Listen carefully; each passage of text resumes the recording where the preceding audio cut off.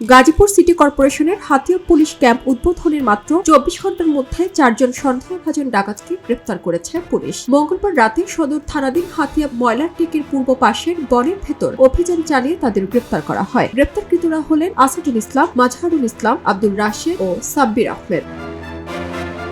Police ও স্থানীয় সূত্রে জানা গেছে, কাঁচা রাস্তার উপর একটি ডাকাত দল ডাকাতির প্রস্তুতি নিচ্ছে এমন গোপন সংবাদের ভিত্তিতে পুলিশ অভিযান চালায়। এ সময় 4 ডাকাতকে আটক ও তাদের কাছ থেকে একটি ছুরি ও একটি দা উদ্ধার করা হয়।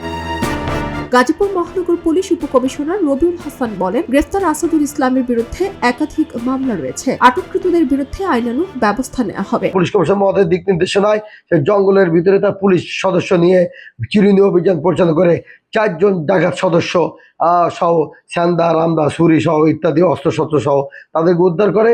এদের বিরুদ্ধে কারো বিরুদ্ধে একাধিক মামলা রয়েছে এবং এই অভিযানটা তারা অব্যাহত রাখবে। এই ডাকাতদের কাছ থেকে কিছু কিছু নাম পাওয়া গেছে, যা পরবর্তীতে কিছু তথ্য পাওয়া গেছে। তথ্যের ভিত্তিতে পরবর্তী চিরুনি অভিযান চালানো হবে এবং এই 24 ঘন্টার মধ্যেই ক্যাম্পের মানুষ খুবই পুলিশকে প্রশংসার দাবি হিসেবে দেখছে এবং তারাও কেউ স্বস্তির নিঃশ্বাস ফেলছে। তা যাই হোক, পাশাপাশি আমাদের এই জনগণের জানমাল রক্ষার জন্য আমাদের পুলিশ বাহিনীর সদস্য যা যা করণীয় আমাদের ঊর্ধ্বতন কর্তৃপক্ষের নির্দেশ করবে।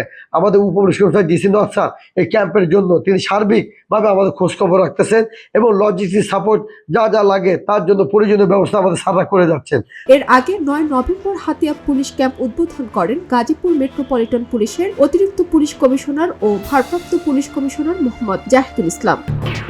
এলো খবরের কাগজ, নিখাত, নির্ভীক, নিরপেক্ষ।